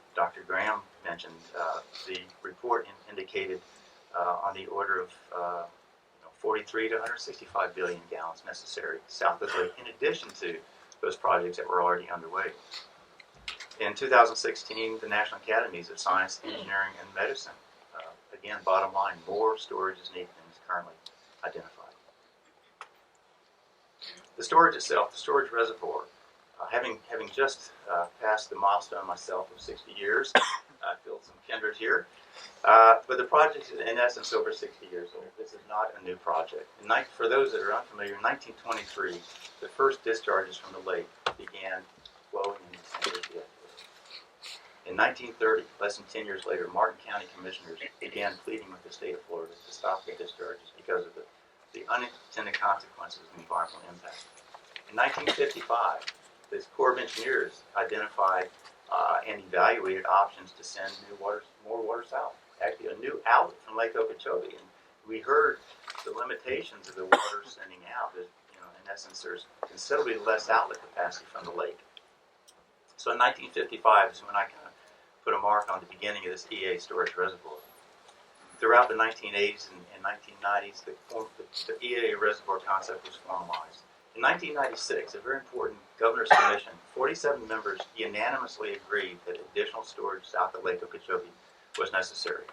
In 1999, the CNSF restudy identified a component G, one of the earliest projects of SERP, to establish 120 billion gallons on up to 60,000 acres in the EAA. Land acquisition, this is so important, land acquisition was completed prior to the planning and construction. So, in other words, the state of Florida had moved forward with willing seller land acquisition before the project was final design. In the year 2000, Congress authorized the initial component of SERP. The EAA storage reservoir was part of that. Through the planning process of the SERP, they identified that it didn't need the full 60,000 acres originally contemplated, that they could accomplish the same goals in roughly 33,000 acres. And towards that goal then, the state of Florida and the federal government identified roughly 33,000 acres, currently known as the acronyms A1 and A2. These were purchased with public money to build storage reservoir south of Lake Okeechobee. And this was in the year 2000, so roughly 16 years ago the land was acquired. In 2006, the Water Management District moved out ahead of the Corps in construction of this A1, the first part of it, to provide roughly 62 billion gallons of storage. The Water Management District continued for a couple of years, but then the project stopped. So again, this is not a new project. The land was acquired for the express purpose of building this reservoir. Funds were committed, and in 2008, after an expenditure of roughly $500 million, the EAA storage reservoir was stopped. It was then converted, the balance of the construction was used to help with what's referred to as the restoration strategies, which is a water quality project. And in fact, it's such a water quality project that the Corps of Engineers has removed that footprint from SERP. So SERP no longer recognizes the A1 flow equalization basin as satisfying the identified requirements that were established in SERP. In 2013, the set planning process identified the A2 reservoir as in their opinion, they wanted. Excuse me, Dr. Yes. Goforth. Yes. We're happy to have the Appropriations Chairman, Senator Loutfall, with us today. So if anybody has any appropriations requests, Chairman, Hey, I promise you I wouldn't ask any questions, but I know I don't keep my promises. go ahead. Just one real small question. You mentioned, the stopping these efforts. Yes. Do you know what was the stated reason for stopping these efforts? Was it just an arbitrary decision, or was it result of some court action? Was it a result of some of the concern from the Indian tribes to the south? Was this just arbitrarily they decided to stop the reservoirs? Certainly not. It was a combination of all the above. To the great Dr. credit- Goforth, Yes, sir. I just happened to move forward. Could you move to the picture of where we're talking about? Sure. I think it's helpful to have an understanding of what you're talking and where Yeah. this is in relation. I appreciate that. Okay, but go ahead. Now, I didn't mean to interrupt, but Yeah. go ahead. The Water Management District moved out ahead of the stated schedule for the Corps of Engineers project, which is not uncommon. The district has done an outstanding job, when necessary, moving forward ahead of the Corps schedule and receiving credits at a future time. So they had done that as part of the Governor Bush's Accelerate program, and they were moving forward with that construction construction of a deep water storage reservoir. The Corps of Engineers was actually taken to court by the NRDC, who felt that the operations of that reservoir, NRDC being Natural who? Resources Defense Council, An environmental organization. as far as I know, that's right. So there were some legal concerns that the district was faced with, whether or not they were even going to get all the permits necessary to continue construction. At the same time, there were additional concerns about the water quality from the Everglades agricultural area and other basins moving into the Everglades.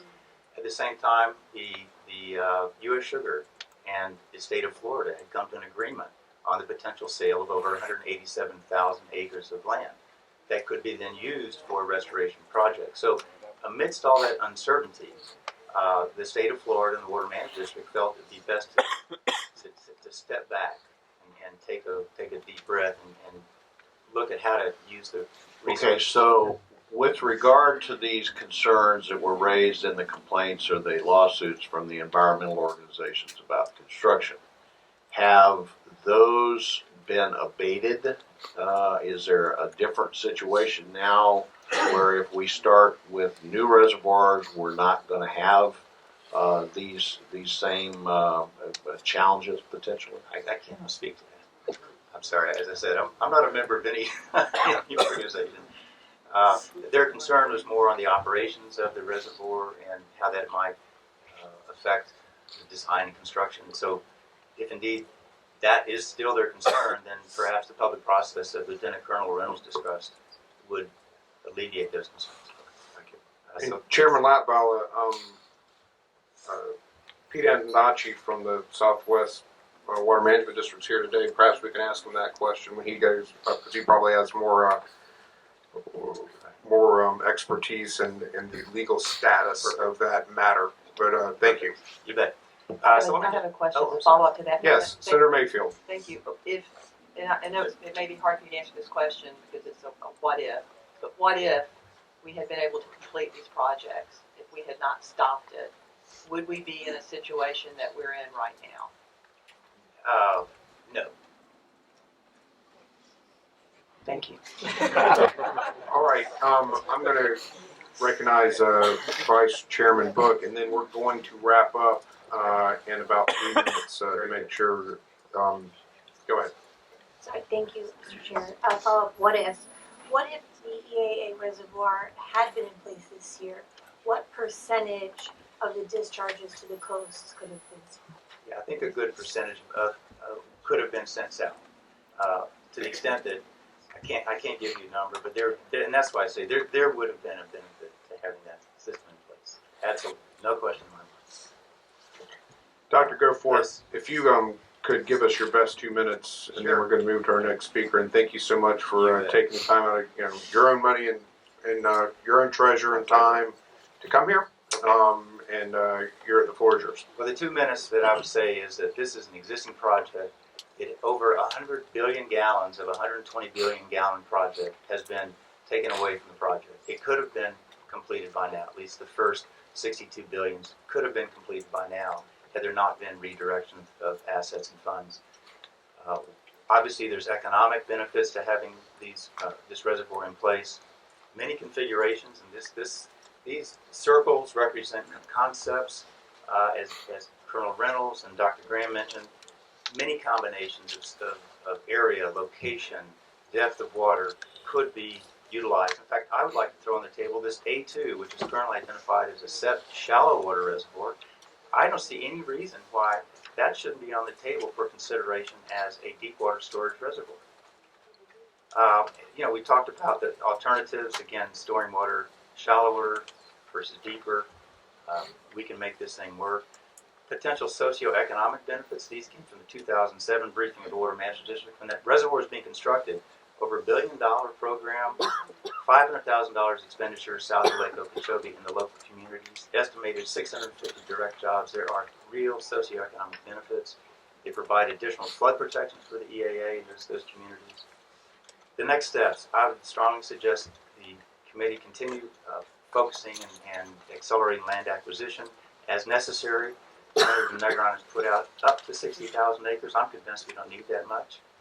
I think then accelerating the planning and design, as the senators have asked Colonel Reynolds, in coordination with the Corps of Engineers, continue the stakeholder meetings. I really applaud the Senate and the subcommittees for reaching out to affected communities. That has got to continue so that we don't have division among the communities based on misunderstandings. Revising the Lake Okeechobee regulation schedule, I'm a huge fan of taking advantage of the flexibility, but also acknowledging that over $870 million has been put into rehab the dike. There should be some benefits. Dr. Goforth, associated. Senator Hudson has a question. Sure. You're recognized. Thank you, Mr. Chairman, and thank you, Doctor. I'm sorry to cut you off, but the 60,000 acres, you just said you're convinced we don't need that much. That's really. correct. Well, how much do you think we need? I think the SERP and the planning process by the Water Management District and the Corps of Engineers had identified that roughly 35,000 acres would be sufficient to satisfy the goals of the EA storage reservoir. Thank you. On a parallel path, if I could just wrap up real quick. Senator Mayfield, you have a question as well. Real quick, and I want to get to this. The A2 that you're referring to, is that land that the state already owns? That is correct. Okay, That so is so correct. that could be an option of storing water to the south if needed, other than the additional land. It's That's land that correct. the state already It owns. is currently part of the SEP program. It's my understanding it's leased back to the agricultural community, but it certainly, as this body is looking at ways to optimize existing resources and limited funding, that should be on the table Okay, and as an just option. one more question too, and I do appreciate you coming. This is on your dime, so your input that you're giving, I think, is really valuable to the committee because there is no special interest that you have out there That's in this correct. except for to do the right thing. That brings me to the letter that the South Florida Water Management District wrote recently to the Everglades Foundation. I can't speak to that. Okay, have you not seen that letter yet? I don't know the parties. Well, I do know the parties involved, but I can't. I've read the letter. Okay, I simply can't speak to the content. okay. I'm not going to put you on the spot. for My that, my last point then is on a Thank parallel path. In addition to the focus on the additional storage that there's absolute consensus that is needed, I would suggest we continue to improve Lake Okeechobee water quality. That has been an effort that's been long-standing, even before I was involved in Florida water issues. And I would also strongly suggest that health sampling begin in the Glades communities. I am scared to death of this toxic algae, I'll tell you what. So both the Glades communities that use Lake Okeechobee as a water supply need to be tested and see if there's any environmental concerns or health concerns, and then also the estuary regions. That needs to be a parallel effort, and absolutely fold that into the Lake Okeechobee regulation schedule and how the Corps makes their operating decisions, or else I can't see how that's anything but a tort case in the making. They know it's going to cause public harm. Thank you, Dr. Goforth, for your time today. You're very welcome. Thank you for the All right. opportunity. Pete Antonacci, and I misspoke earlier. The South Florida Water Management District, my good friend, and appreciate you being here today, and look forward to hearing your perspective on this matter. 'Cause I know Mr. you're Chairman? on the front lines. Yes, go ahead. One quick one for Mr. Antonacci, based on the last. I never realized, do the communities on the border of Lake Okeechobee use Lake Okeechobee water as drinking water?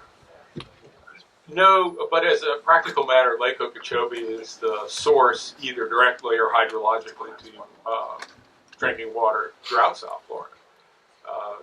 So, whereas I think to the extent there needs to be testing, the health department should do that. But it percolates down through the Yeah. ground, And then- they and take then the it water back comes out in wells. Right. They don't take it from. I just say that, Senator, because Lake Okeechobee is critical to everything from Orlando down to Florida Bay.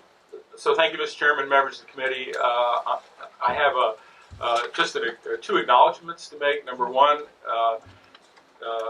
Dr. Graham's report in 2015 that he did on behalf of the Senate is an extraordinary piece of work, and whenever I'm looking for a little bit of objectivity in this business, I refer to the report.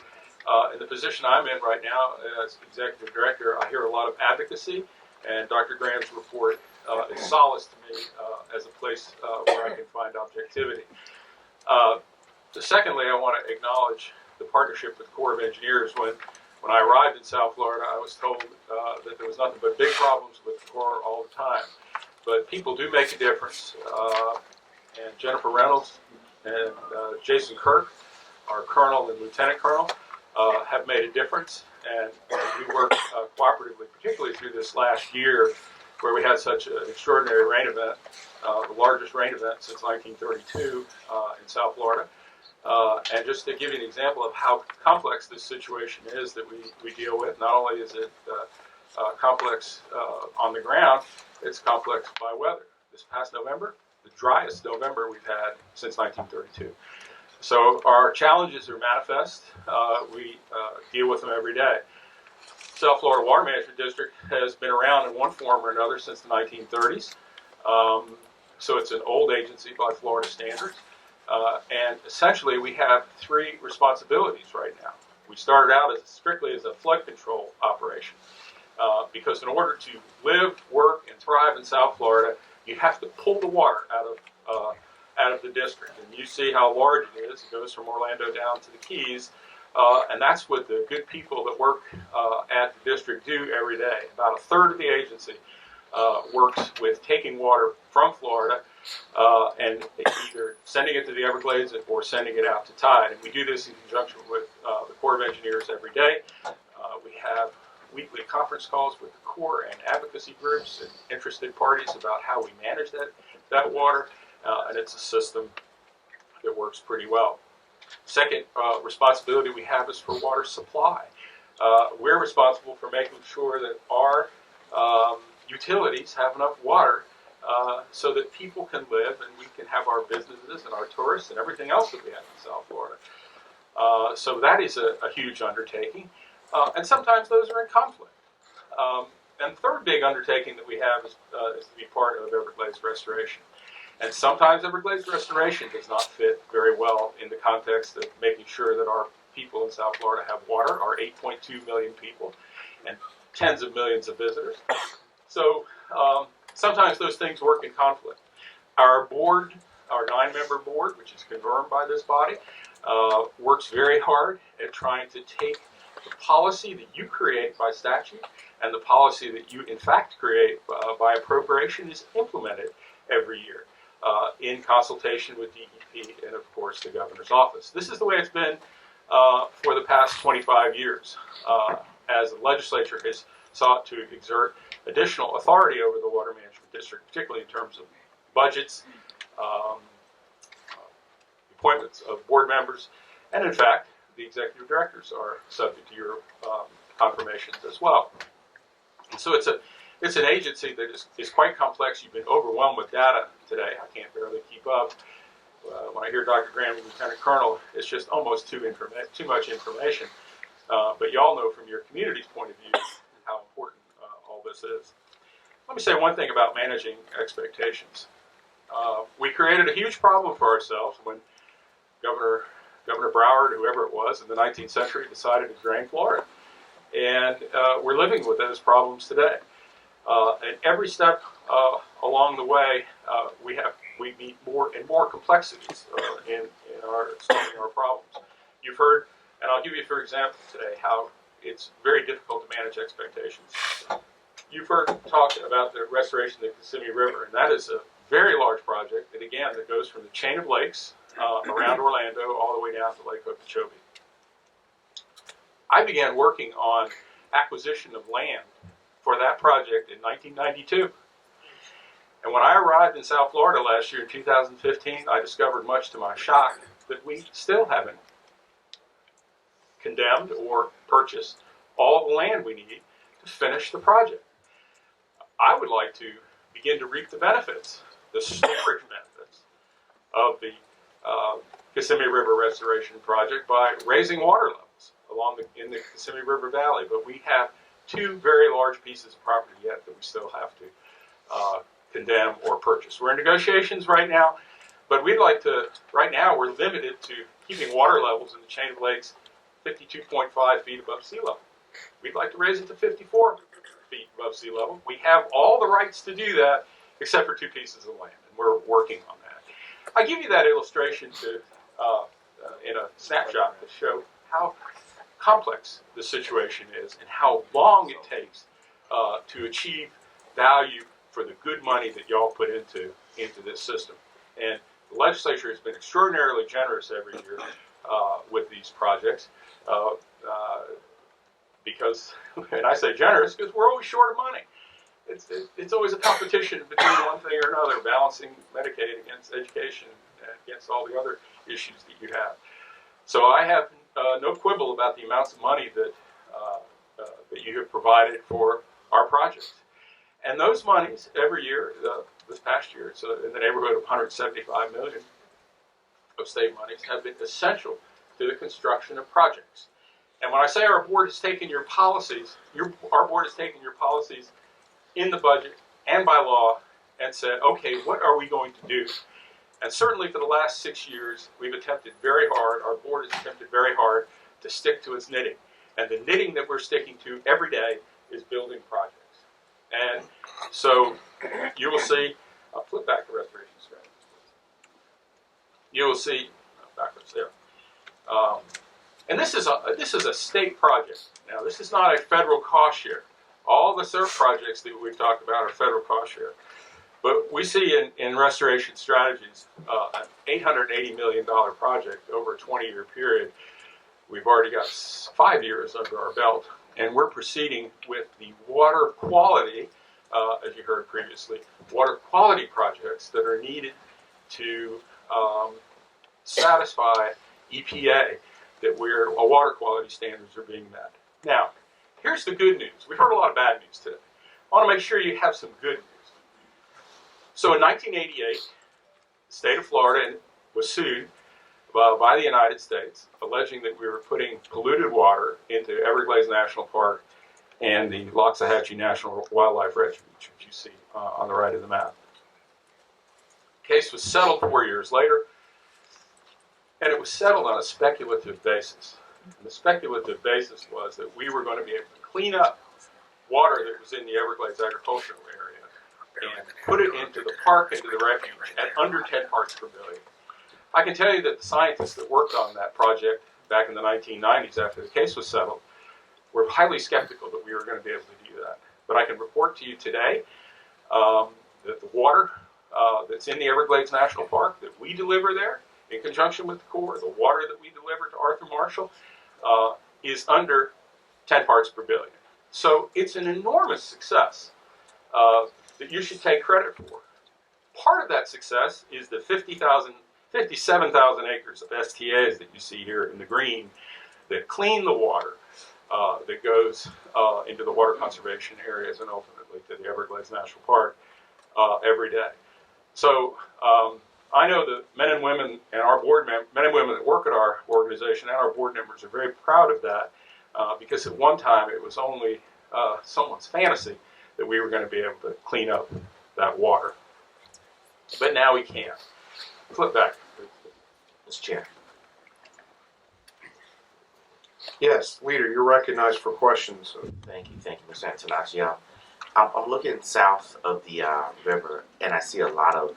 I know we own the STAs, but do we own other properties south of the river? I mean, of the lake, that say we haven't finished our project yet, and how much do we own south of the lake? I don't have that number for you. I can get it. But in the areas that are described as the eastern and central flow path on that map, we own many out parcels that are leased to agriculture. The trustees of the cabinet, Florida cabinet, own a very large amount of land in this area. But flip back to the previous one, please. The land that you heard Dr. Goforth talking about on this map is entitled A2, and it's got some arrows in it. That is several acres shy of 15,000 acres. I don't think that's the map.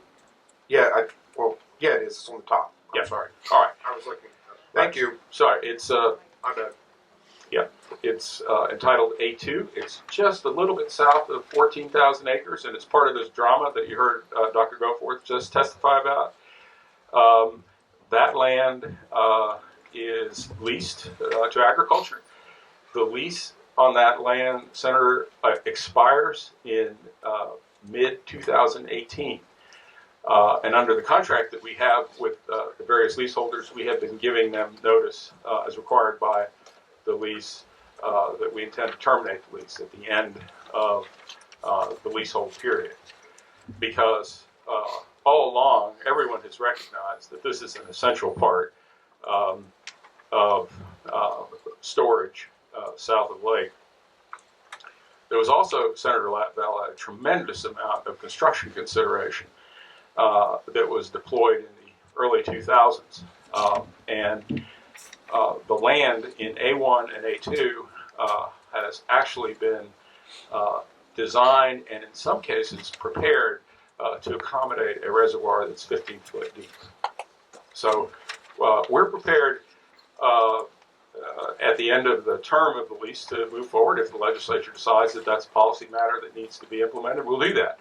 One caveat is that every time that you store water, whether it's south of the lake or north of the lake, you have to take consideration of whether it can be cleaned properly or not.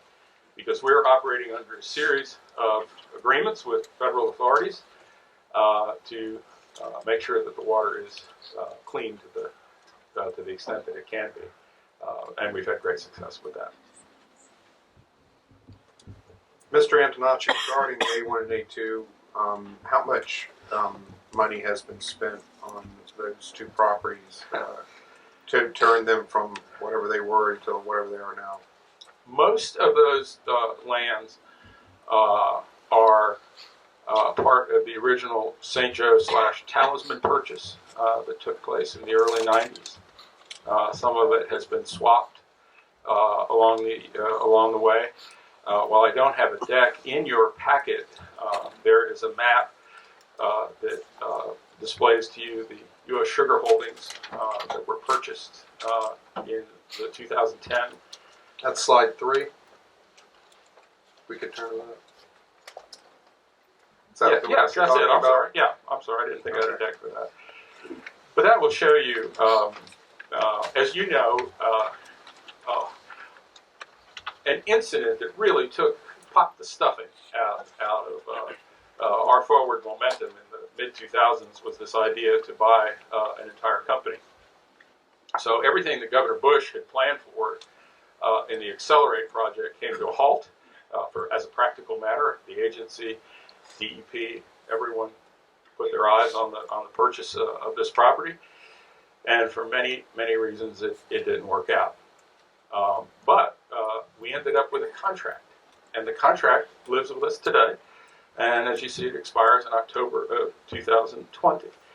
Along the way, we purchased, as you see, Southern Gardens, which is an area that's essential for our water quality projects in the 139, as we call it, basin, which is of great interest to our Indian tribes in that area. And we also acquired land that we needed to build part of our storage facility that we denominate as L8. I think the interesting thing, Mr. Chairman, that this committee needs to know is that we are functioning under that contract today. As part of that contract, the Water Management District agreed to forbear eminent domain with respect to any land that was part of the original contract. And if eminent domain were to be used, if eminent domain is to be used according to the contract, then the contract kicks in, and the contract substitutes for eminent domain. And at that point, the contract will be two choices: do nothing, or buy all of the 153,000 acres that are then up for sale. I can tell you that land in the EAA right now is selling anywhere between $11,000 and $13,000 an acre. Y'all can do the math yourself. It's a tremendous number. So we're operating under that constraint, at least as to some of this land. If you don't have a willing seller, at least through 2020, there's very little that we can do. And we're talking about a lot of data points and going in a lot of different directions, but my original question was how much money have we spent on A1 and or A2 of taxpayer dollars, whether they be federal or state, to improve the property, for lack of a better term, to change the property. I can't. Yeah, how much money has been Yeah, spent? I can't, unfortunately, Senator, I can't give you the number from the talisman purchase. But the talisman purchase, I will get you that after the meeting, on an acreage basis. So that's the land value. As far as the improvements go, I would say it's in the neighborhood of about 3 to 450 million that we put into building the project that we partially abandoned. The storage project that we partially abandoned, because what you see right now in FEB1, while water is stored in FEB1, it is actually a water quality project, because FEB1 now is used to meter water going into the stormwater treatment areas. So it's metered in a way that the flora that is in the stormwater treatment areas properly takes up the phosphate that is in the water.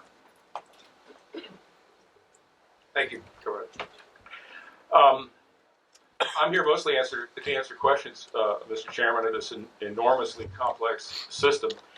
I do want to make a point that it has been, reiterate the point that it has been the policy, at least for the last 6 years, to move forward with building projects.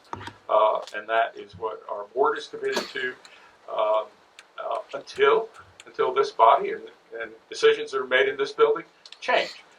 Because after all, the Water Management District is not a free-floating entity.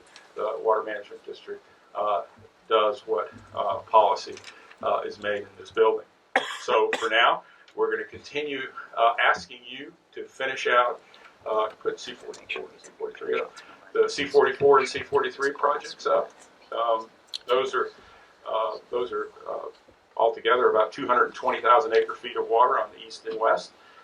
There's another small project, and this will give you an example, Mr. Chairman, of how complicated things are. There's a storage and a water treatment project in St. Lucie County that we refer to as 10 Mile Creek. It's water that goes directly into the estuary. The 10 Mile Creek Reservoir and stormwater treatment area was constructed in the early 2000s. And I'm here to report that bad things happen in life. And what happened in this situation was the engineers did not engineer the thing properly, and it would not hold water. Simple as that. We have a reservoir that would not hold water. So I think it fits about 5,000 acre feet with a stormwater treatment component. The thing has sat idle for 8 years, doing virtually nothing. And this past year, our board decided to spend $8 million of ad valorem money, and this is after the Corps had spent about $40 million to build it, to rehabilitate it and get it online. We'll have a ribbon cutting, along the Indian River. We'll have a ribbon cutting, hopefully this summer, where 10 Mile Creek Reservoir will be operational. But it just gives you an example of how doggone complicated everything is, and how starts and stops affect overall performance and achievements. Senator Hudson, you're recognized. Thank you, Mr. Chairman. I'm going to piggyback on the question I asked the previous presenter, who said roughly, in his opinion, 35,000 acres, maybe not 60,000, Yeah. what you needed. In the terms of the South Florida Water Management District, what, in your opinion, is 60,000 acres the number? We haven't studied. What is it? We haven't studied it to give you a straight answer. I can tell you that any storage feature, in connection with what you heard from the University of Florida here, is going to be valuable. The storage feature that could be built on the property that Dr. Goforth was talking about, if you build a 15-foot deep reservoir, that's going to get you about 200,000, 210,000 acre feet of water storage. But in 15,000 acres, you add a few more acres of land, but maybe from willing sellers, you could build something bigger storage-wise. I would, and it's not a question, but I would strongly encourage you to maybe get us some numbers. I think we all want to come to a compromise on what we're going to do with the president's priority and what the chairman wants here. But if 60,000 is not the number and it's something else, we certainly want the South Florida Water Management District's input on what the actual land that we purchase, if we are going to, numbers should be to have everybody getting to the same drum. So hopefully we can get an answer from you guys before something is filed and we know what direction you guys want. We'll try to satisfy that request as best we can. One other thing that I have to add, Senator, along those lines is that we have continued, along with our partners at the Corps, to make the point that when we stick to the integrated delivery schedule, we're best serving the needs of our communities. The integrated delivery schedule is not scripture. It can be amended, and I know the Corps is prepared to do that. It's always a question of how much money do you have? How much money are you going to put into it? Thank you, sir. We appreciate your testimony today. Thank you. I have a councilman from the village of Islamorada and Forster, I believe. Councilman Forster, is that the correct pronunciation, Yes, my friend? Yes, sir. And we are, not surprisingly, coming to the end of the meeting and have 4 minutes. You're recognized to address the committee. Thank you for taking the time to come up here from that beautiful area of the state that we all love. And thank you very much. First thing I want to say before I read my little speech here that I wrote up, I just want to make it clear that Monroe County, the representative from South Florida Water Management District, happens to live 4.5 hours away from us. We really don't feel like we had that representation needed for our county. Previous to this appointment, that person lived in Islamorada for the past 16 years. So anyway, just want to make that clear. Good morning, Senators. Thank you, Senator Bradley, for the opportunity to address this appropriations subcommittee today. My name is Mike Forster. I am a councilman and former mayor of Islamorada, Village of Islands, and sport fishing capital of the world in the beautiful Florida Keys. I have traveled here today from the southernmost point of our great state because of the importance of this discussion to Islamorada and our sister chain of islands of Monroe County and the the direct impact of our water-based economy. The Florida Keys is home to one of a kind ecosystem that is the lifeblood of the Keys commercial and recreational fisheries. Our fishing economy generates more than $4.5 billion in positive economic activity annually and attracts more than 4 million visitors per year. The Florida Keys tourism industry creates approximately 33,000 jobs, and our tourism-related sales exceed $2.7 billion. The Florida Keys and Monroe County generate nearly $200 million in sales tax revenue annually for the state of Florida, which is the highest sales tax revenue per capita in the state. It is also important to note that the Florida Keys are located within a designated area of critical state concern, which according to Chapter 380 of Florida statute means that we are in an area containing or having significant impact upon environmental or natural resource of regional or statewide importance. Just offshore of Islamorada is Florida Reef, which is the third largest coral barrier reef system in the world and one of the most. Commissioner, we have strict time limits, so I have to unfortunately inform you that I have to give you 30 seconds. Wow. So, Okay. I don't know where to go from there. So, just tell us what the most important thing you want us to hear, and I also want to hear from Commissioner McKinley in the last 30 seconds, so she could be prepared to walk up here, and that'd be great. Okay. Go ahead. So, in a nutshell, what is happening in the estuaries in the east and west of the state, we have the exact opposite. We have no water. And whatever water we do get is not from Lake Okeechobee. It's the water that's ponding, and the salinity level is 5 times higher than the Atlantic Ocean. We have 40 to 50,000 dead acres of seagrass in Florida Bay and National Everglades National Park, and that's very hurtful for our economy and for what we give back to the state. Thank you. Thank you, Commissioner. You're Mr. Chair. recognized. Yeah, yes. Before we recognize anybody else, and I know we're going to run out of time on the next speaker. There's the mayor of South Bay, the mayor of Belgrade, and several commissioners that I know drove up. If we could at least just recognize that they're here. I would be happy. What? And do you have their names and who they are? Please stand. The individuals that he described. Would you all come forward, please? I think Commissioner Taylor is here. Would you all come forward, please? Thank you, Commissioner. And just introduce yourself and give us a 3 sentence description of what's in your heart right now. Tell us where you're from and what's in your heart. Yes, Mr. Chairman, I'm Commissioner Melissa McKinley from Palm Beach County. I represent the western part of Palm Beach County, including the land we're discussing today in the Everglades agricultural area.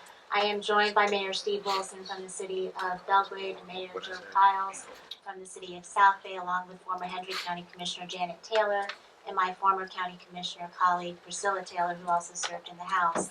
We're here today, if they don't mind me speaking quickly for them, to just make sure that you recognize there are lives and businesses and livelihoods that are at stake in the Glades community, and we want to continue to be part of your conversation. And you are in our hearts and very much important. That's why we're here today talking today. Thank you for taking the time to be with us.